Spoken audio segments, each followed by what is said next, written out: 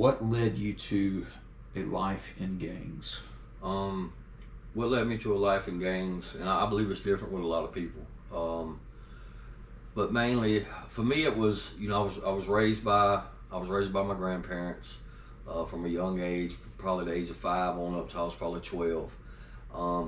In our last video we shot on the river of us fishing.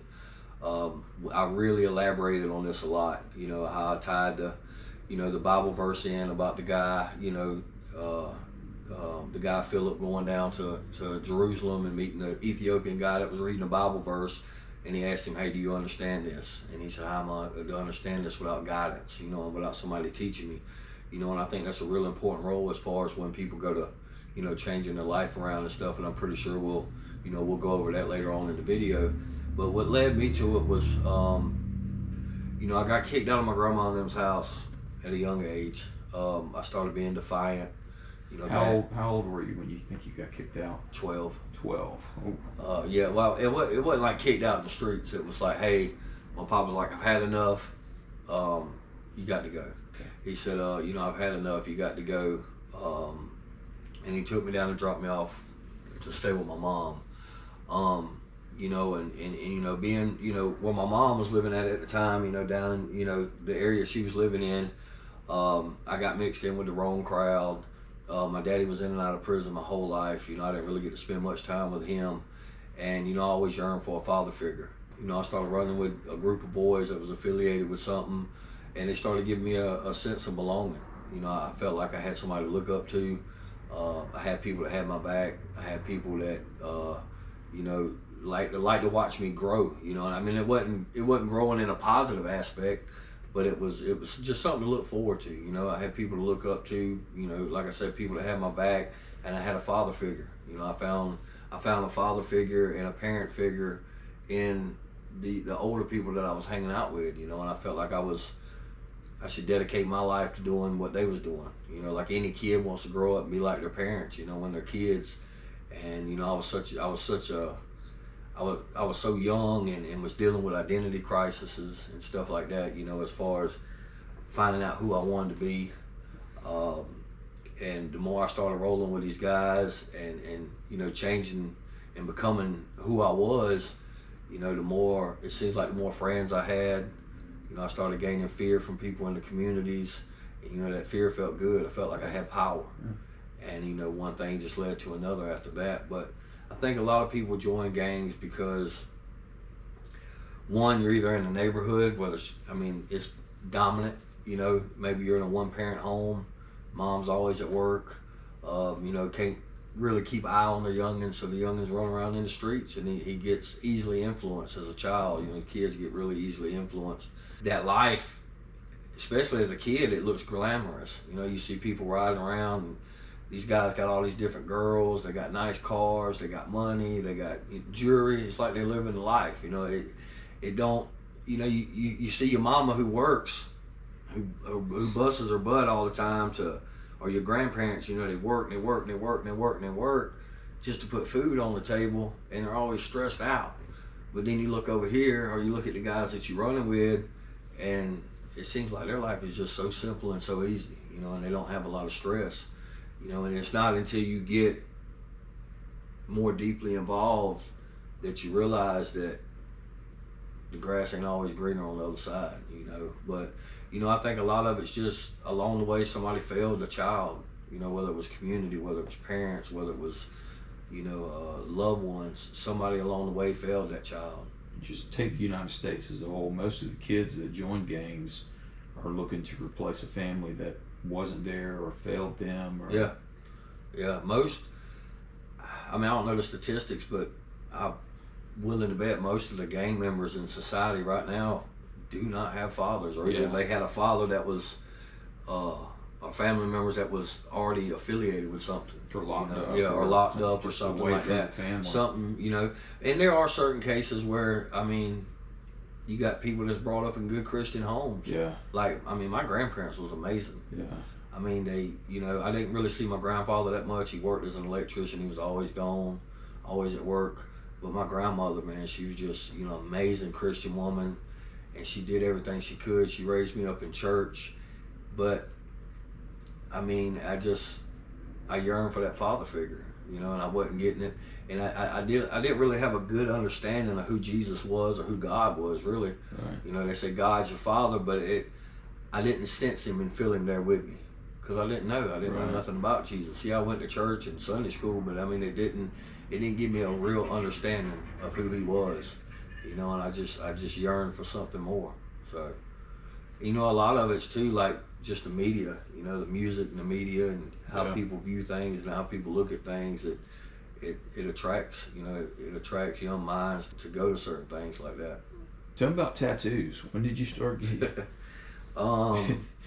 My first. I gotta ask, cause my first tattoo, you probably can't see it, but it says CH. It was a stick poke tattoo, and it was right here. That stands for my brother Casey Hall. Okay. That's my best friend. I love him to death. I started getting stick poke tattoos.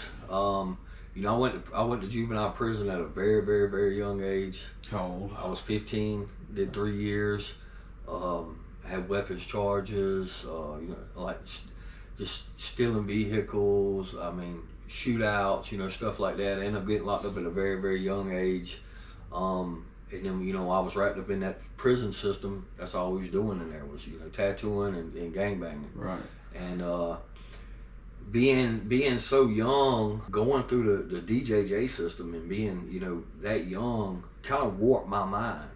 You know, that was all I spent my teenage years locked behind bars. Yeah. You know, and a lot of things go unseen and unsaid of the things that happened back there, you know. And it's just a deep, dark world, and it's all about survival.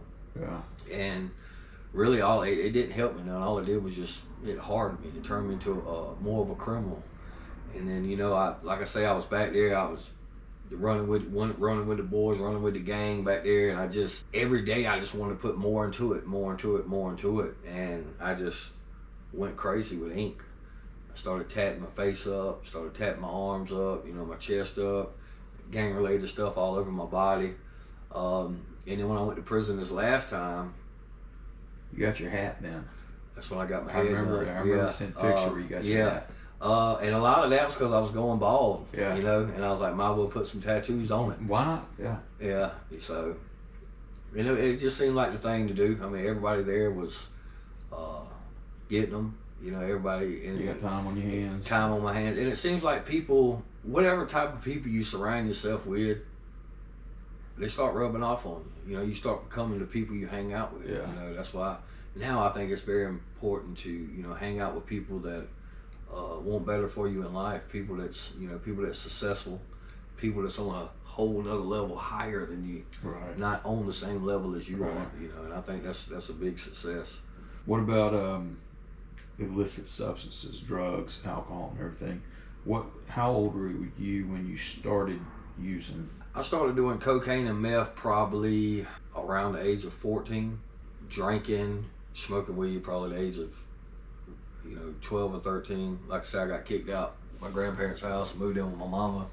And, you know, she liked to drink and stuff, but I would always, you know, steal her cigarette butts out the ashtray, steal her beer out the refrigerator, and that's what led to it. Yeah. You know, and then the more I started hanging out with the older crowd, started messing with meth, you know, cocaine, and experiment with meth. When I came home when I was 18, I started, you know, dabbling with like shrooms and tried acid before, and pain pills and Xanaxes and stuff like that. But yeah, I started off at a very young age with drugs. As far as relapses in your life, talk about that. How you've been on them, then you've come clean, and then I've been on them and come clean. The last time I got clean, I thought I had it whooped, and that was in 2013. And then my son died. And when I lost my son, I mean, he was there with me the whole time. Mm-hmm. I mean, that was a really, really, really dark era in my life. And I lost total control, and I lost everything I had. You know, I didn't want nothing to do with people that was godly or Christians or nothing, because I'm like, God, I finally, for once in my life, am doing the right thing. I'm serving you. You know, I was out here speaking to kids in the communities and just doing so much for God, and then he took my son, and it was just too much on me, you know. And so I went back to doing meth and stuff and running the streets and, you know, trying to do things to kind of self-medicate because I felt like it was, you know, helping me at the time. But one thing I realized with addiction, you know, addiction is a disease. One thing I realized is even though I was doing the right thing, I've always had to fight that addiction demon. Yeah. Like always had to fight it, always had to fight it. And until you figure out how to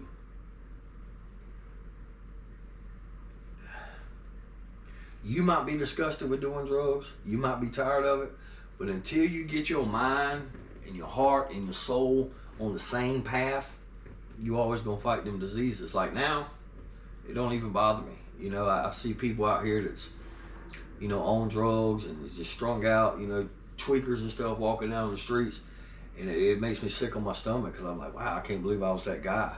Yeah. But what changed it for me is my body and my mind and my soul, my heart, it got disgusted with it. You know, it got tired of it. And until you can, you know, train yourself to, and it, you know, it ain't something that I can tell people how to do, or I mean, it's something they have to figure out on their own. You know, you got to do some deep soul searching.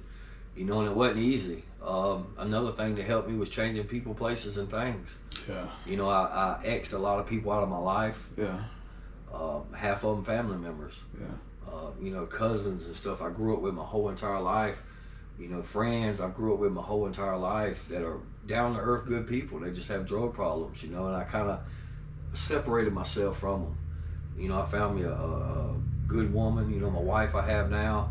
I relocated hours and hours and hours away from where I was, you know, raised up in. And, you know, that helped me a lot. You know, some people don't have to do that. You know, my brother, he's a recovering addict, been clean for like 4 years, you know, heroin and pain pills. And he lives right in the same neck of the woods that he grew up in. Yeah. You know, I mean, and that takes strong willpower. Yeah. You know, and but for me, man, it was changing people, places, and things. It was, you know, praying, a lot of prayers, you know, a lot of, you know, prayers from God to just please take this sickness away from me. You know, just make me hate it. You know, make me just make me disgusted with it. Yeah. And he eventually did that. You know, and you know, I thank him for it all the time. And you know, I don't worry about relapsing now. You know, I'm at the best place I've ever been in my life. You know, and I love the person I've become. You know.